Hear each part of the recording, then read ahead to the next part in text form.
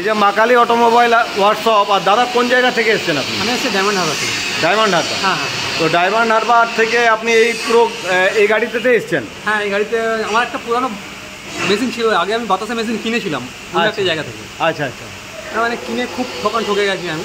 আচ্ছা, ঠকে গেছি মিনস মানে বাতাসা মেশিন সবাই তৈরি করতে পারে, কিন্তু সাকসেসফুল সকলে নয়।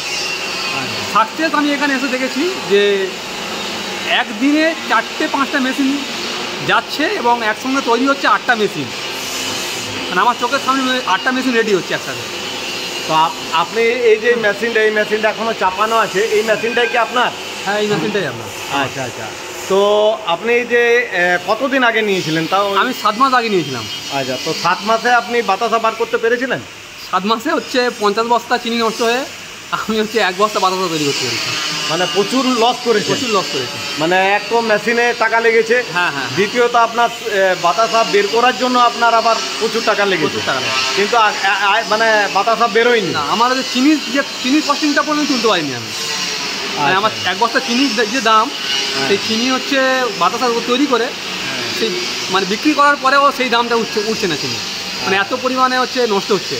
তো আপনি মানে এর যে দুঃখ, এই দুঃখ যে প্রকাশ করছেন, আমাদের কাছে এসেছেন, আপনি মেশিন নিয়েছেন, তো আমাদের কাছে কি নিশ্চয়ই আপনি নতুন এই মেশিনটা দিয়ে আপনি নতুন মেশিন নিয়ে যাবেন? অবশ্যই অবশ্যই। দাদার সাথে আমি কথা বলেছিলাম, দাদা হচ্ছে আমার সব কথাই বললাম যে এরকম মেশিন কিনেছিলাম, আমি এরকম আটকে গেছি, তৈরি করতে পারছি না।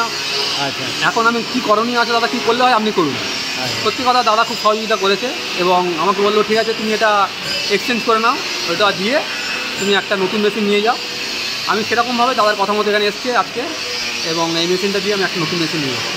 আপনি যেমন ফেসেছেন, এর আগেও অনেক মানুষ ফেসেছে, অবশ্যই দেখবেন ইউটিউবে আমরা ছেড়েওছি। হ্যাঁ, তো সেই প্রচুর মানুষকে আমরা উপকৃত করে দিচ্ছি যারা কিছু রোজগার করতে পারে। আপনি তো একটা আশা নিয়ে করেছিলেন, প্রচুর আশা নিয়েছিলেন যে আমি কেন, যেই হচ্ছে মেশিন কিনতে সেই আশা নিয়ে করছে, এবং প্রচুর টাকা ফেসেও যাচ্ছে। একদম। এখনো পর্যন্ত যারা আপনার কিছু পয়সার জন্যে বা হয়তো মানে কিছু মানুষের কথার জন্যে ফেসে যাচ্ছে, তো তাদের উদ্দেশ্যে আপনি বলে দেন, যেমন আর মানে কাস্টমার যেমন আপনি যেমন ফেসে যান, যেমন দা ফাঁসুন। আমি বলবো যে আপনারা ভিডিও যাচ্ছে, ভিডিওতে ফোন নাম্বার দেওয়া আছে অবশ্যই দাদাদের, সেখানে ফোন করুন, ওনাদের সাথে কথা বলুন, এখানে আসুন, দেখুন, বুঝুন, তারপরে কিনুন। এখানে এসে একবার দেখার পরে মনে হয় না আপনাদের ফিরে যেতে হবে। ওখানে আসার পরে অবশ্যই আপনাদের এখানে মেশিন কিনতে ইচ্ছা হবে, এবং মেশিনের যে কোয়ালিটি বা মেশিনের যে মানে ধরন, সেটা দেখলে আপনারা অবশ্যই বুঝতে পারবেন যে মেশিনের ফারাক কোন জায়গায়।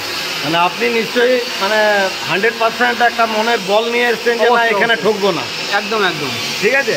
তো আপনি যে মেশিন, আমি আমার বলার উদ্দেশ্য এটাই যে এখনও পর্যন্ত অনেক মানুষ যারা বাতাসা মেশিন কিনবো করছে, কিন্তু তাদের উদ্দেশ্য বলা যে শুধু আমাদের কারখানা নয়, আমার বলার উদ্দেশ্য এটাই যে আপনি যেমন এই যে মেশিন নিয়ে ফেসে গেছেন, এইরকম মানে আরও প্রচুর মানুষ ফাঁসছে, এখনও ফাঁসছে, তাদের উদ্দেশ্যে বলে দিন যে যেমন না আর ফাঁসে।